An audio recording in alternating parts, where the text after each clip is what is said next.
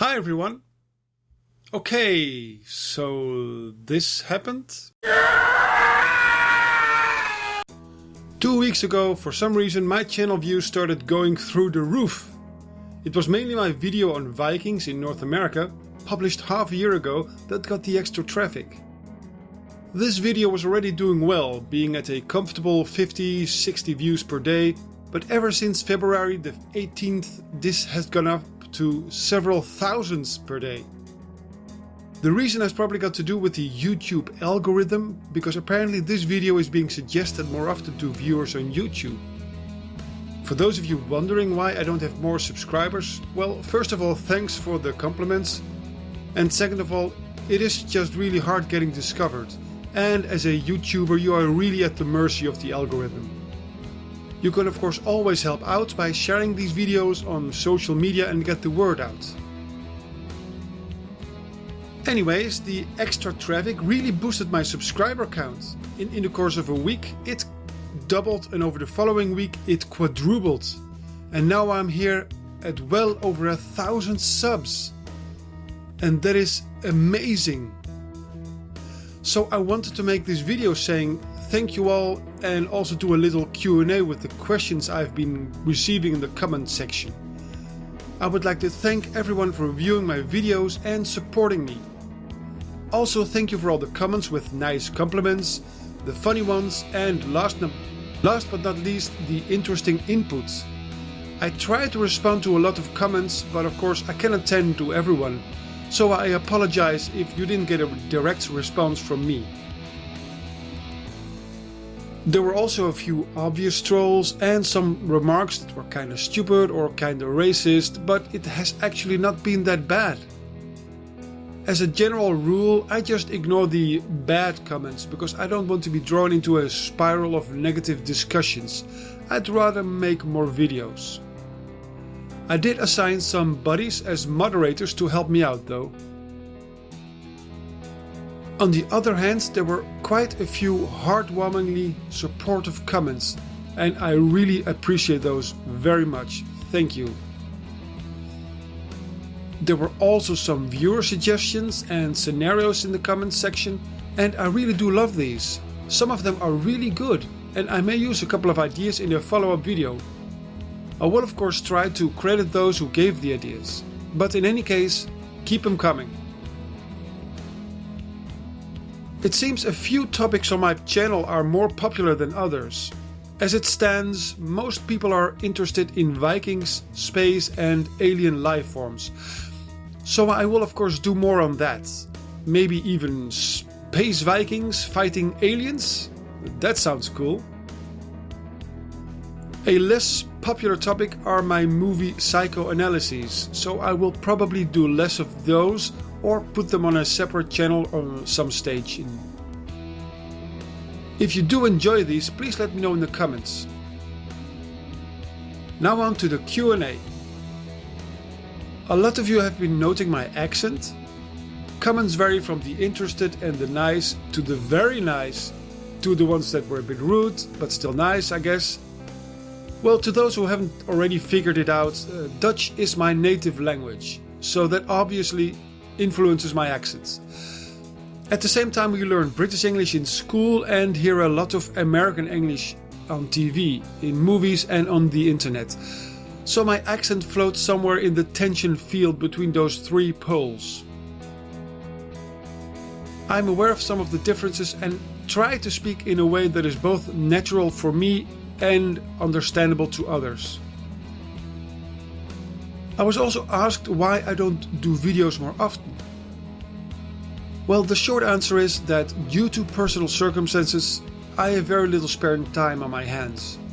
Videos are a hobby of mine and a creative outlet that I do whenever I got the time for it. A 10-minute video takes a rough estimate of 40 to 60 hours of work and about a month. And last year I hit some rough spots, so that is why there was a big gap. But this year I am determined to do a video every month, perhaps publishing every 20th of the month. There were some who wanted to know what video editor I use. Well, I use Camtasia 9, which is an okay mid-range video editor with an okay library. I like that it has a single purchase license instead of a subscription, unlike Adobe Premiere Pro. Call me old-fashioned, but I don't care much for a subscription license. I just don't find it reasonable. Still, eventually I may switch over to Premiere Pro nonetheless. Now let's take a look at some of the questions in the comment section of my most popular video on Vikings in North America. There were some skeptical and critical comments and some corrections, and these are always welcome, of course.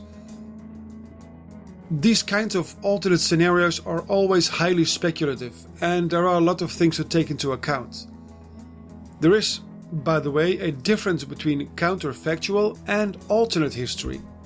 Counterfactual history is a scholarly work done by a historian to gain a better understanding. Alternate history is just more speculative and allows for more imagination. So there will always be some artistic license, but that doesn't mean that the scenarios are completely implausible. Still, your take can be as good as mine, but also my take can be as good as yours. Unless you're a qualified historian, of course. At the same time, some of the feedback made some really interesting points. For example, viewer WrathSurge wrote this idea for a continued history of the Americas, where it would fare in the same way as Africa in our timeline. Viewer Air-Cooled Man imagined that the indigenous Americans could come at the level of the medieval Japanese. And 00RPHB envisioned a cocoa bean trade route to Europe, like the Silk Route from China. Very interesting stuff. Viewer Adam Baker asked if it was possible for cowpox to be transmitted to the New World. This is a very good point, because cowpox is a less harmful virus than smallpox and gives immunity to both strains. Also, viewer Chris Tucholsky pointed out that the ancient Aztecs incidentally made body armor that was bulletproof. So that would come in handy when the Europeans came back later with guns. Some of these suggestions I may use in a follow-up video, and I will try to give due credit. Now let's take a look at some of the skeptical feedback. A couple of you criticized the phrase, "the indigenous Americans would be ready for them," because later Europeans would come with more advanced weaponry and other innovations like guns. But do mind that I only said that they would be ready. I didn't say they would prevail, so it is a bit of an open end. Still, disease resistance, greater populations and better technologies, combined with what the indigenous Americans already came up with themselves, would still put them in a better position. Also, it is not unthinkable that developments on the American continent would parallel those in Europe. Would 500 years be enough, though? Is more time needed? Who knows? There have been surprising developments throughout history. Sometimes all you need is one exceptional individual. The next often seen criticism in the comments is that the Greenland colony would probably prevail if the American ones thrived, so there would be no isolation. That is of course a good point, as it could at least serve as a trading point. But I don't think it's 100% certain, and my timeline assumes that it did disappear. In our own timeline, Scandinavians first returned after 7 whole centuries to Greenland. So long-distance contacts were fragile and could likely become severed.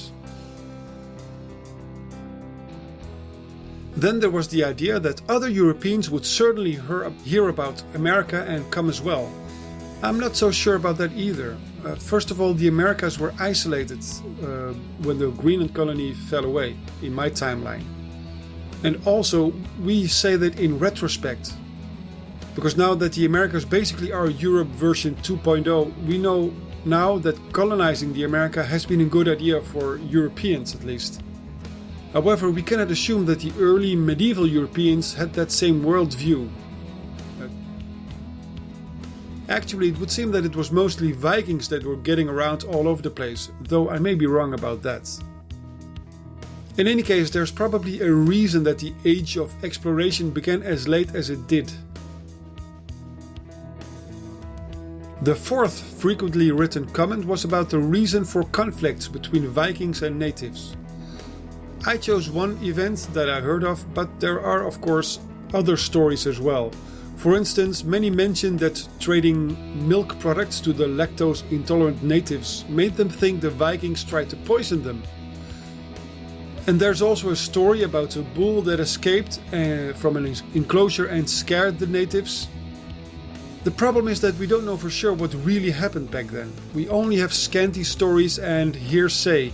It's not like there was a reporter from CNN noting down events as they folded out. What happened is now lost in the mists of time. But the contacts clearly didn't always go smoothly, resulting in conflicts that were inevitable. But in my timeline, I assume these conflicts were solved. A final remark I would like to mention is that modern-day Latinos or Latin Americans are actually perhaps a really obvious example of a people composed of a European and indigenous component. This is true, of course. The so-called mestizos is basically the Spanish version of the French word métis. There are more remarks I could highlight, but for now I will conclude this Q&A, and please leave follow-up questions in the comment section below and I may look at it again later.